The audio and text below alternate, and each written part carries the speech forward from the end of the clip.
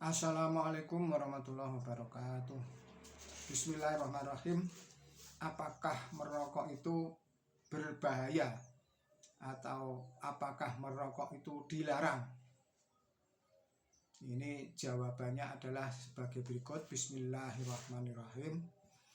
Ini ada hadis dari Tirmidzi nomor 2317.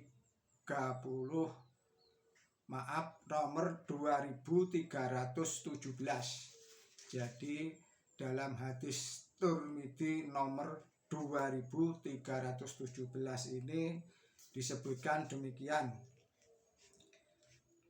Ciri dari baiknya Islam seseorang adalah dia meninggalkan sesuatu yang tidak bermanfaat baginya.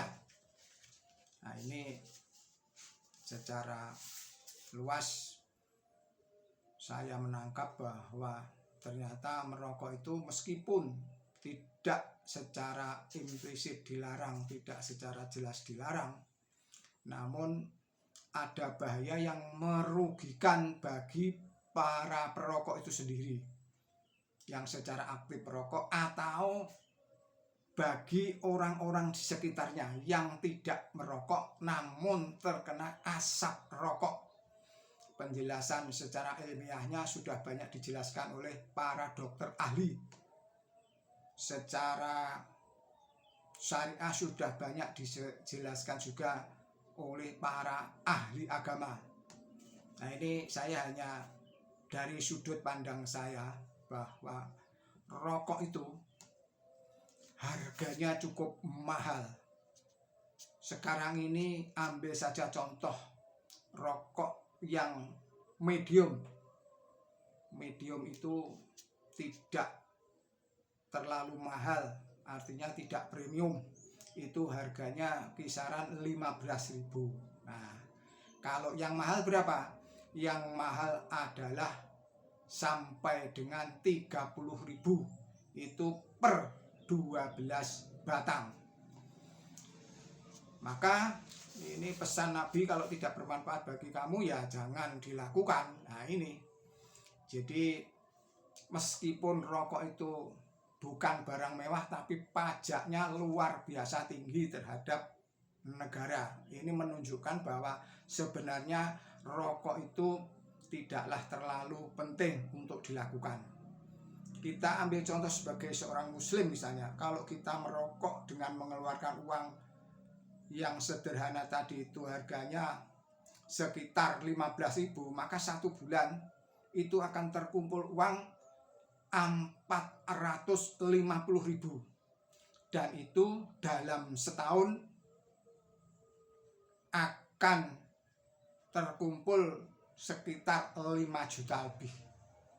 Oleh karena itu, kalau kita sebagai orang muslim bisa untuk mengendalikan diri untuk tidak menghisap rokok itu, maka dalam 1 tahun akan terkumpul sekitar 5 juta, dan 10 tahun itu bisa 50 juta, atau 5 tahun itu bisa 25 juta, dan itu bisa untuk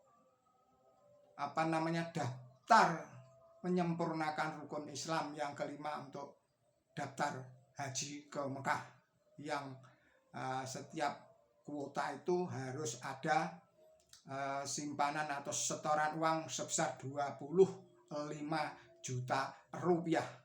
Kalau bagi anak-anak muda yang masih berumur 30 atau 40 tahun, ini bisa membiasakan diri untuk menyisihkan uang rokoknya saja.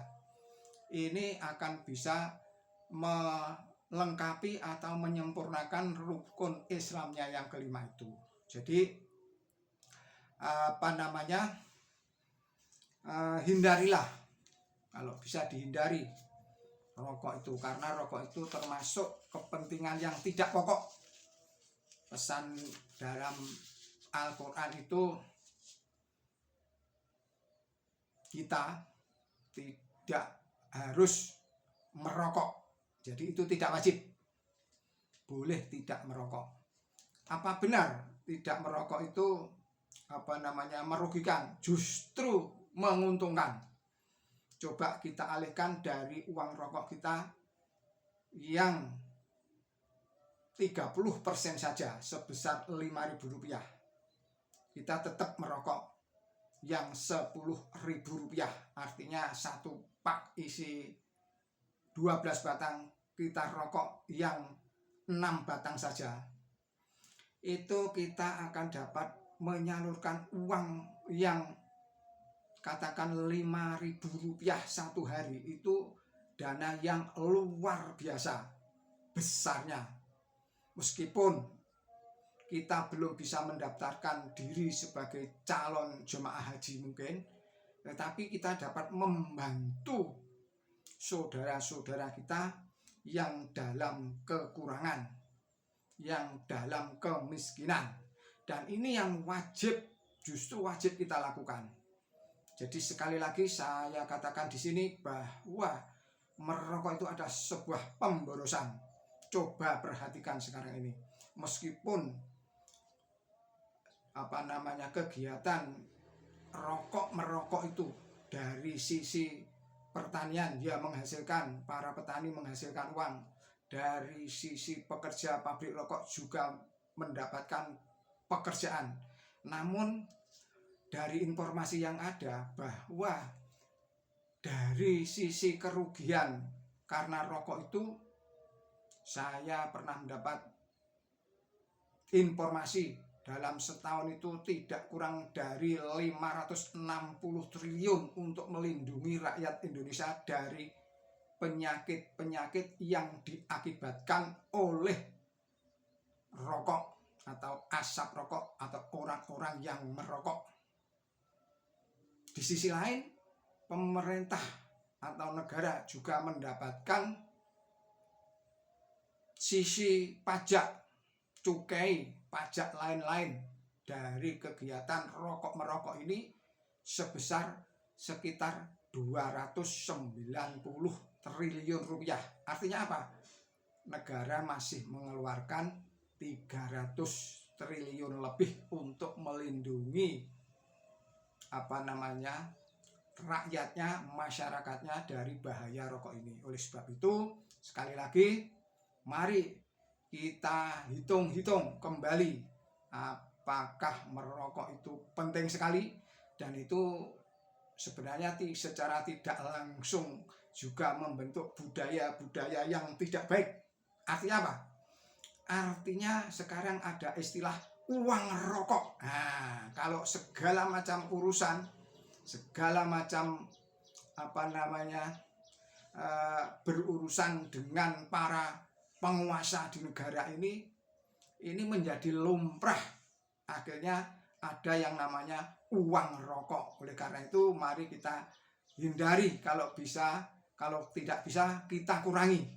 Agar apa? Banyak masyarakat yang tidak sakit karena akibat samping dari rokok itu, dan juga tidak serta-merta merugikan dunia usaha rokok, dari petaninya, karyawannya, sampai juragannya, sampai pabriknya.